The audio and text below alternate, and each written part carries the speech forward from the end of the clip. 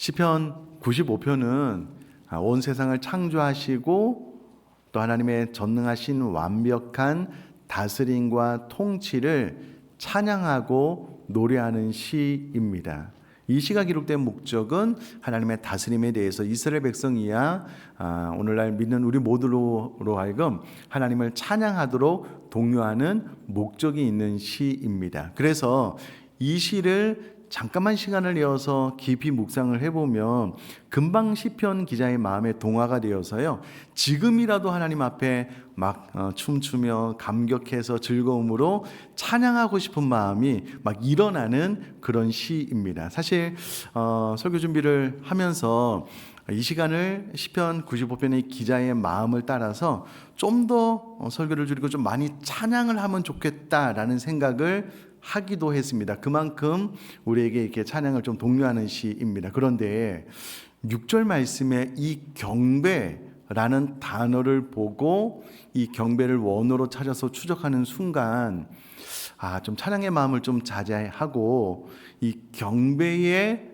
너무나도 중요한 의미들을 좀 따라가면 좋겠다라는 생각이 들게 되었고요. 그래서 좀 찬양하고 싶은 마음을 좀 자제하고 이 경배, 성경이 말하는 원어의 의미만 네 가지를 찾아서 말씀을 좀 나누도록 하겠습니다.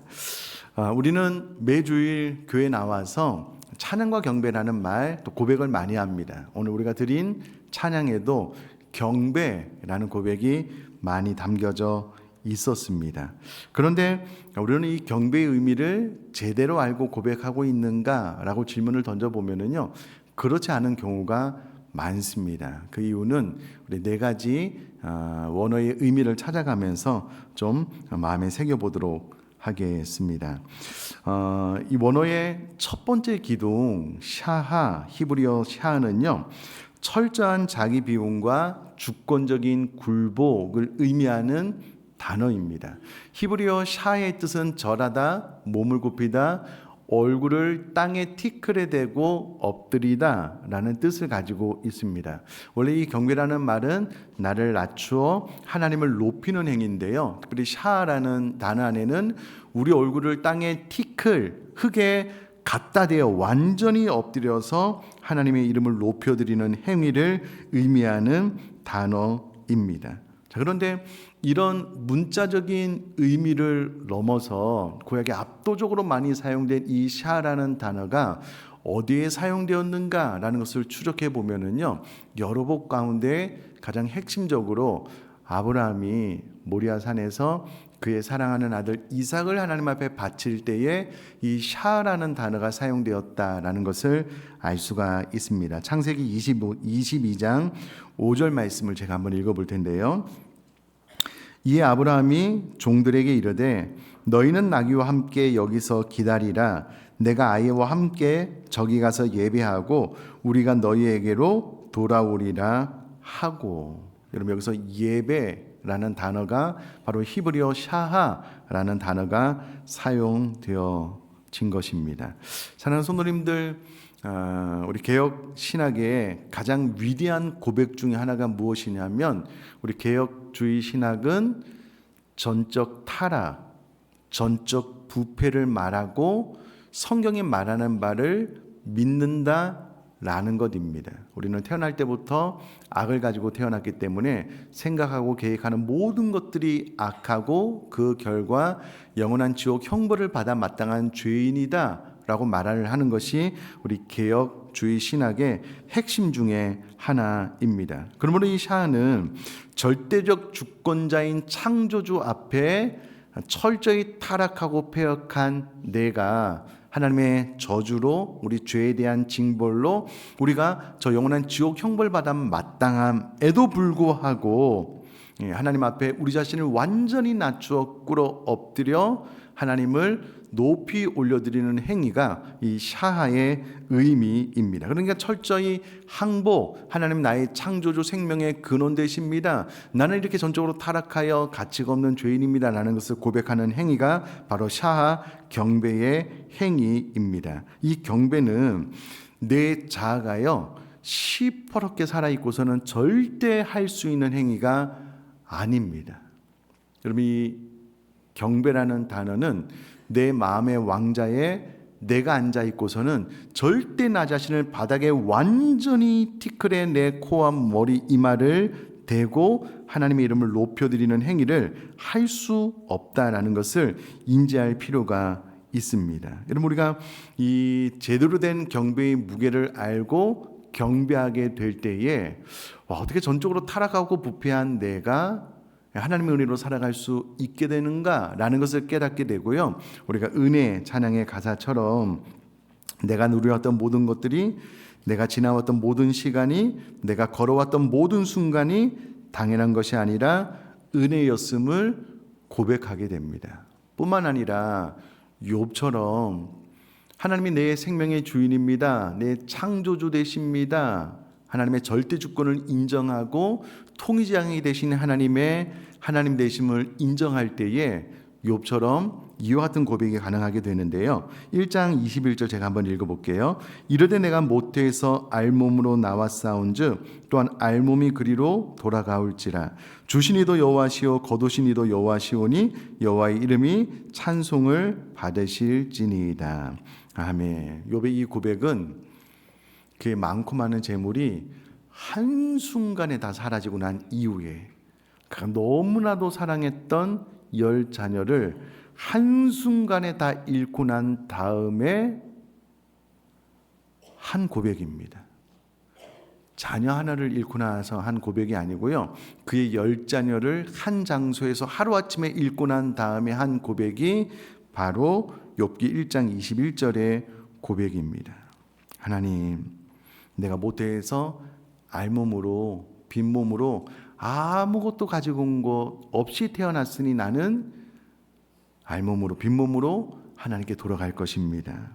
그리고 내가 알몸으로 아무것도 가진 것 없이 이 땅에 태어났는데 하나님께서 은혜로 이렇게 주셨다면 창조주 하나님께서 그 모든 것들을 가져가시는 것도 옳습니다.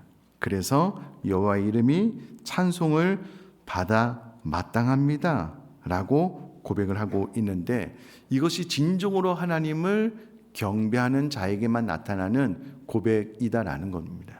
여러분, 아브라함이 그의 사랑하는 아들 독자 이삭을 모리아산에서 번제로 바치기 위하여 모리아산으로 나아갈 때에 혹시 그의 종들을 데리고 가면 종들이 본인이 독자 이삭을 잡아 죽이려는 것을 만류하면 실패하니까 종들을 산 아래 두고 내가 내 아들과 함께 산 위에 올라가서 하나님 앞에 예배하고 오겠다라고 이야기를 할 때 샤라는 단어를 사용했다라고 말씀을 드렸습니다. 이런 번제가 어떤 제사입니까? 일단 제물을 죽여야 되고요, 각을 떠야 되는데 뼈와 살을 발라내야 됩니다. 배를 갈라서 내장을 다 꺼내야 되고요, 그것을 태워서 드리는 제사가 번제입니다. 하나님께서 아브라함에게 아들을 번제로 잡아 바치라고 했어요. 그러면 여러분, 아브라함 입장에서 갈등이 생기지 않았을까요? 도망가고 싶지 않았겠습니까? 근데 아브라함은 하나님 앞에 샤하, 경배하러 간다. 왜? 내 생명, 내 아들의 생명의 주인이 하나님이시기 때문에 하나님께서 내 아들을 바치라고 했다면 내 생명보다 더 귀한 아들을 나는 번제로 드리겠다라고 모리아산으로 올라가게 됩니다. 사랑하는 성도님들, 저를 한번 봐주시면은요, 우리가 경배하리 찬양했습니다. 이 경배의 의미는 창조주 하나님 앞에 피조물인 우리가 우리의 가장 귀한 것 모든 것을 하나님 앞에 드리는 행위이고요, 그것을 인정하는 행위입니다. 어느 날 하나님께서 아브라함에게 나타나셨듯 여러분에게 나타나셔서 너희 가장 사랑하는 자녀, 너희 사랑하는 그 무엇 나에게 바쳐라 라고 하시면, 여러분, 샤하, 네, 제가 하나님 앞에 그렇게 드리고 경배하겠습니다. 되실까요? 어떠실까요? 어떠세요? 우리는 경배하리 내 온 맘 다해 찬양했습니다. 그 경배가 샤하가 그런 의미입니다. 하나님을 창조주로 인정하여 가장 귀한 것을 하나님 앞에 드리고, 심지어는 내가 내 이마를, 코를, 입을 저 흙먼지 나는 땅에 완전히 엎드려서 하나님은 하나님 되십니다 라고 올려드리는 행위가 경배의 의미라는 것입니다. 그러므로 우리는 아브라함처럼 정말 극단적인 상황에서, 물론 하나님께서 그렇게 명령하시지도 않겠지만, 그러나 가장 소중한 것을 내가 취해가겠다라고 할 때도 제가 하나님을 경배합니다. 그렇게 꿇어 엎드려 나를 낮추어 하나님을 높이 올려드리는, 성경이 말하는 바대로 경배할 수 있는 그런 그리스도인 되실 수 있기를 주님의 이름으로 축복합니다. 그러면 아멘이셔요? 이게 아멘이 안 되잖아요. 여전히 내 마음의 왕자에 내가 앉아 있잖아요. 그러면 필연적으로 대가를 지불해야만 합니다. 어떤 대가일까요? 내 마음의 왕자에 내가 앉아 있으면 내 인생이 내가 계획하는 대로 펼쳐져야 돼요. 내가 생각하는 대로 이루어져야 돼요. 그러나 여러분, 우리들의 인생사가 어디 그렇습니까? 우리 마음대로 안 되잖아요. 사건 사고도 많고 질병도 많고 어려움이 닥칠 수 있잖아요. 그때 진정한 의미에서 하나님을 경배하는 사람들은요, 주신 자가 여호와시니 취하신 자가 여호와이십니다 라고 고백할 수 있게 되지만, 그러나 내 마음의 왕자에 내가 앉아 있고 나뿐만 아니라 내 사랑하는 자녀들 다 내 소유라고 생각하는 순간, 그런 일이 발생하면 안 되겠지만 어느 순간 사건 사고나 질병으로 무엇인가를 잃게 되면은요, 살아갈 수가 없습니다. 살아갈 수가 없어요. 그러나 정말 하나님의 창조주 되심을 인정하고 하나님께서 내 생명도 거둬가시면 드리겠습니다라는 믿음이 있으면 비로소 아브라함처럼 욥처럼 드릴 수 있게 돼요. 그게 진정한 의미에서 우리가 살 수 있는 길이고 가장 좋은 길이라고 저는 믿습니다. 하나님 선하신 분이셔서, 여러분, 하나님께서 아브라함 바치라고 해놓고 정작 하나님은 숲을 사이에 재물 준비해 놓으셨어요. 정작 하나님은 자신의 아들이 십자가에 달려 죽으실 때에 외면하셨습니다. 우리 구원케 하기 위해서. 근데 그 하나님이 우리에게 시도 때도 없이 자녀 잡아 바쳐, 그런 하나님 아니셔요. 우리들의 믿음이, 우리들의 결단이 어떤 것인지 보기를 원하실 뿐입니다. 그러니 여러분, 진짜 하나님 앞에 경배하는 그런 신앙생활 될 수 있기를 주님의 이름으로 축복합니다. 자, 두 번째 기둥은 아바드입니다. 아바드는 삶의 한복판에서 드려지는 일상의 제사를 의미합니다. 아바드는 본래 일하다, 섬기다, 경작하다라는 뜻을 품고 있는 단어입니다. 이 단어는 하나님께서 아담과 하와가 타락하기 이전에 문화명령을 주셨는데, 이 문화명령과 맞닿아 있습니다. 동산을 경작하며 지키게 하셨을 때에 그 경작이 바로 아바드입니다. 이것은 여러분, 우리들의 참된 예배가 오늘 9시, 11시 이 예배당에서 1시간 딱 드려지면 우리들의 예배 경배가 끝났다는 것을 말하는 것이 아니고요, 이 예배가 끝나고 나면 이제 진짜 예배당 문을 나서서 우리들의 삶의 현장에서 내가 하나님께서 나에게 주신 이 사명을 최선을 다해서 경작하는 방법을 통하여서 하나님을 경배하는 것, 그것이 우리들의 삶의 예배다라는 것을 가르쳐주는 단어이기도 합니다. 그래서 이 아바드는 진정한 의미에서 우리가 이 예배가 끝나고 나서 우리들이 일상으로 돌아가서 가정이 되었던, 직장이 되었던, 일터가 되었던 그곳에서 하나님께서 우리에게 주셨던 이 귀한 사명, 일터에서 최선을 다해서 그것을 섬기는 것, 일하는 것, 그것 자체를 하나님께서 경배로, 예배로 받아주시니 아바드, 우리들이 일터에서 하나님을 예배하는 삶을 살아라 라는 원어적인 의미를 가지고 있습니다. 자, 그럼 이렇게 생각을 해볼게요. 여러분, 직장에서 물론 그렇지 않겠지만 언제가 그런 말이 있었잖아요. 이 땅에 있는 모든 직장인들은 품속에 사표를 품고 있다. 그래서 로또가 되거나 어떤 일이 생기면 바로 직장에 사표를 확 던지고 나는 자유다라고 나갈 준비가 되어 있다라는 말을 우리가 이제 간혹 듣잖아요. 자, 그러면 그분은 직장에서 아바드 하고 있는 것일까요? 어떤 것일까요? 언제든지 때려칠 준비가 되어져 있는데, 그럼 그것은 직장에서 아바드 경배하는 것은 아닐 겁니다. 주부가 가정에서 늘 그냥 이제 가정일을 하는데, 이놈의 진짜 가정일이 진짜 눈에 표시도 안 나고 맨날 막 먼지는 날리고 막 알아주지도 않고 막 지겨워 죽겠어. 이게 이제 아바드 하는 걸까요? 그건 아닐 겁니다. 우리 자녀들 너무 사랑하는데, 이 지겨운 자식들 그냥 빨리 그냥 컸으면 좋겠어. 네가 네 삶 살았으면 좋겠어. 이게 아바드 하는 것인가? 아니라는 거예요. 아니라는 거예요.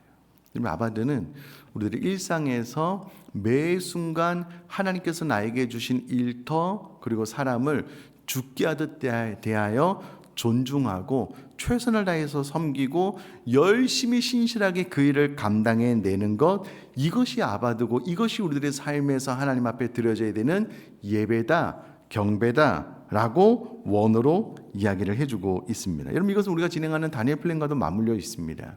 식탁을 대할 때마다 하나님 일용할 양식을 줘서 너무나도 감사합니다. 우리 가족들, 우리 주변들, 무엇보다도 나 자신을 죽게 하듯 존중히 여기고 사람들을 존중히 여기고 또 내가 어떤 일을 하든 성실히 최선을 다해서 감당하게 될 때에 아바드, 삶에서 하나님을 경배하게 되는, 예배하게 되는 삶이 실현되므로, 여러분 이 아바드라는 의미 잘 생각하면서 삶의 예배자, 내가 매 순간 삶에서 최선을 다해서 성실하게 내 삶을 살아나가겠다라고 결심할 수 있게 되기를 또 주님의 이름으로 축복합니다. 세 번째는 이제 헬라어인데요, 프로스퀴네오라는 단어입니다.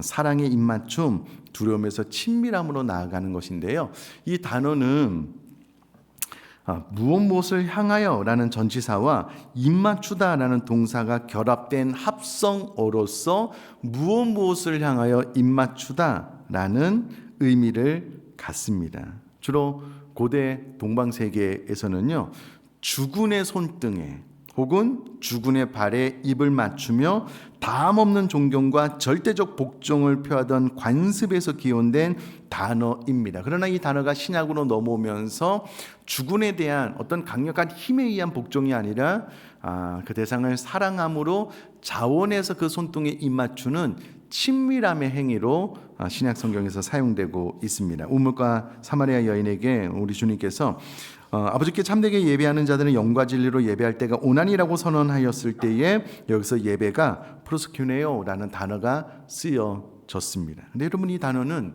너무나도 귀한 단어입니다. 구약으로 돌아가 보면 구약의 많은 이스라엘 백성들은 본인의 죄로 인하여 하나님을 만나는 순간 즉사한다라고 생각을 했습니다. 하나님의 거룩함 앞에 본인이 나가는 순간 본인의 죄가 드러나게 되고 우리는 죽게 되었다. 그런데 여러분, 이것이 신약으로 넘어와서 예수님의 십자가 사건을 통하여 예수님의 죽음, 그리고 죽음을 통하여 휘장이 성소로부터 위로부터 아래로 찢어져 내리게 되고요, 누구라도 지성소 안에 들어가서 하나님을 예배하게 되는, 그래서 누구라도 그리스도의 보혈을 힘입어 하나님 앞으로 나갈 담력을 얻게 되고 하나님께 입맞춰 하나님을 마주대하도 죽지 않는 은혜를 잊게 된 것을 의미하는 단어입니다. 여러분, 그렇게 생각을 해보면 좋겠습니다. 요즘은 뭐 그렇게 하지 않는데 옛날 영화에 보면은요, 정말 사랑하는 사람을 얻기 위해서 혹은 결혼식장에서 요즘도 간혹 이제 서서 반지를 끼우는데, 옛날에는요 이렇게 무릎을 꿇고 반지를 탁 끼우는 경우가 있었잖아요. 한 걸음 더 나아가면은요, 신부가 손을 딱 내밀면 신랑이 그 손을 잡고 손에 입 맞추잖아요. 그럼 그것이 복종의 행위가 아니고 내가 당신을 정말 사랑합니다, 친밀함의 행위인데 이 단어가 그것을 말해주고 있다라는 것입니다. 그러면 여러분, 이 프로스케네오라는 단어를 잘 기억하고 경배하는 사람들은, 와, 어떻게 나 같은 죄인이 그리스도의 보혈을 힘입어서 하나님 앞으로 나아가 예배할 수 있는가? 하나님 앞에 나가서 손에 발에 입 맞추어 내가 하나님을 경배하겠다, 그런 의미가 있는 단어입니다. 여러분, 이 단어를 마음속에 새긴다면 어떤 분들은 오랫동안 신앙생활을 하시면서요, 하나님이 여전히 두려운 분으로 인지하시는 분이 계셔요. 너무 무섭고 벌 주시고 막 천둥 치는 날이면 막 하나님 나에게 막 천둥 번개 내릴 것 같고 막 그렇지 않습니다. 우리 주님은 사랑의 주님이셔요. 그러니까 내가 자발적으로 자원하는 마음으로 내가 하나님 앞으로 나가 하나님 손등에 입 맞추어 내가 하나님과 친밀한 경배를 올려드리겠다라고 생각을 하시고, 이 단어도 마음속에 새겨서 내가 하나님과의 친밀한 관계를 누림으로 하나님 앞에 경배하겠다, 이렇게 생각을 하시면 좋겠고요. 네 번째 기둥은 라트리오라는 단어입니다. 경배하다, 섬기다, 예배하다라는 뜻을 가지고 있는데요. 이 단어는 나를 불태워 드리는 거룩한 산 제물로 올려드리는 것을 의미합니다. 헬라어 라트리오는요, 이 단어의 이제 세속적인 기원은 원래 싹을 받고 봉사하는 노예, 난 품꾼의 육체적 노동을 뜻했는데요. 성령 하나님께서는 이 단어를 거룩한 의미로 바꾸셔서 이렇게 사용을 했는데요. 사도 바울이 로마서 12장 1절에서 이렇게 사용을 했습니다. 오늘 우리가 읽은 쉐마 말씀이기도 한데요. 그러므로 형제들아, 내가 하나님의 모든 자비하심으로 너희를 권하노니 너희 몸을 하나님이 기뻐하시는 거룩한 산제물로 드리라. 이는 너희가 드릴 영적 예배니라. 여기서 말하는 영적 예배가 원어로 라트레이아라는 단어인데요. 바로 이 라트리오에서 연계된 단어입니다. 그러면 이 로마서 12장 1절은 제가 지난주에 오후에도 말씀을 드렸다시피 구약에는 제물을 죽여서 드렸어요. 근데 예수님께서 십자가에서 단번에 제물 되심으로 더 이상 이제 동물 제사가 필요 없게 되었고요. 신약으로 넘어와서 우리는 우리 몸을 살아있는 24시간 동안 하나님 앞에 산제물로 드리는 예배가 바로 이 라트리오가 의미하는 바입니다. 그러니까 하나님 앞에 나 자신을 산제물로 불태워 드리는 것, 이것이 네 번째 라트리오 경배가 의미하는 바입니다. 그러니까 여러분, 라트리오의 의미를 생각을 한다면 교회 앞에 혹은 하나님을 섬길 때에 내가 할 수 있는 만큼 한쪽 발만 담가서 봉사하는 것을 의미하지 않습니다. 내 생명을, 내 몸을 불태워 하나님 앞에 드리는 것을 의미하는 단어가 바로 이 네 번째 라트리오 경배의 의미입니다. 좀 잘 생각을 한번 해볼까요? 하나님 앞에 나 자신을 드립니다라고 했을 때 여러분, 손가락 하나 드렸을까요? 한 팔 정도 담갔을까요? 한쪽 발 정도 담갔을까요? 아니면 여러분, 내 온몸을 산제물로 드려 하나님을 경배하고 계십니까? 여러분, 어떠셔요? 물론 저는 목사여서 제 생애를 하나님 앞에 드렸지만 제 생애 가운데 와, 나는 진짜 죽었다 살아났다, 나는 평생 하나님 앞에 내 생명을 아낌없이 드려야 되겠다라고 경험을 했던 적이 한 번 있습니다. 제가 이전 교회가 이제 분당 수지에 있었는데요. 정말 차로 한 15분, 20분 정도 떨어지는 곳에 이제 방을 얻을 수밖에 없었어요. 너무 비쌌거든요. 어찌되었건. 근데 이제 저희 집에서 출발해서 교회로 나가는 그 길 가운데 이제 골프장 옆에 이렇게 좀 산길이 있었어요. 이렇게 좀 꼬불꼬불한 쉽지 않은 길인데요. 너무 오랫동안 그 길로 출퇴근을 하다 보니 그 길이 눈에 그냥 눈을 감고도 운전할 정도로 다 눈에 들어왔어요. 어느 날, 그럼 절대 그렇게 하지 마셔요. 어느 날 그런 생각이 드는 거예요. 내가 이 길을 최단거리 한번 끊어봐야 되겠다, 이 생각이 든 거예요. 여러분, 절대 그렇게 생각하시면 안 돼요. 확 하다 브레이크 밟고 확 이렇게 하다가 와, 이 차가요, 이 붕 떠서 이 오른쪽에 이제 나무가 많이 있었는데 붕 떠서 여지없이 들이박을, 차가 이게 떴으니까 핸들로 어떻게 안 되잖아요. 이렇게 들이받아서 나는 죽었다라고 생각을 했을 때가 있었어요.